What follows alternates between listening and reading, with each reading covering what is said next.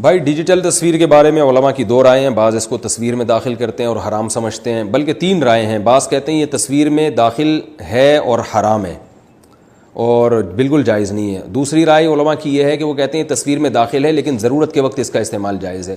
اور تیسری رائے علماء کی یہ ہے کہ یہ اس تصویر محرم میں داخل ہے ہی نہیں جس پر وعیدیں وارد ہوئی ہیں. ہمارا رجحان اسی تیسری رائے کی طرف ہے کہ جب تک یہ کیمرے کی اسکرین پر ہے تو ہماری رائے یہ ہے کہ یہ تصویر میں داخل نہیں ہے.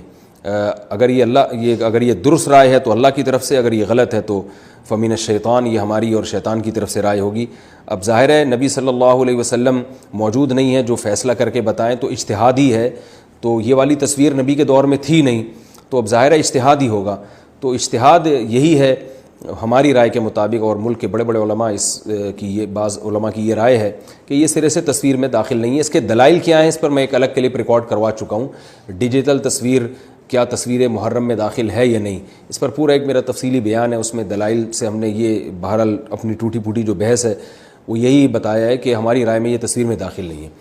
تو جب تک یہ کیمرے کی یعنی اسکرین پر ہوگی یا ہارڈ ڈسک میں ہوگی یا سی ڈی میں ہوگی یا ایل ای ڈی کی اسکرین پر ہوگی یا ٹیلی ویژن کی اسکرین پر ہوگی، تو یہ ڈیجیٹل فارم میں جب تک ہوگی یہ تصویر میں داخل نہیں ہوگی. لیکن اگر اس کا کسی نے پرنٹ آؤٹ نکال لیا تو وہ ناجائز اور حرام ہے. تو پرنٹ آؤٹ جب نکالنا جائز ہے جب کوئی ضرورت ہو، پاسپورٹ کے لیے، آئی ڈی کارڈ کے لیے، ڈاکومنٹیشن کے لیے، تو پھر اس میں تو پرنٹ آؤٹ نکال سکتے ہیں. بلا وجہ اس کا پرنٹ آؤٹ نکالنا وہ حرام ہے، ناجائز ہے.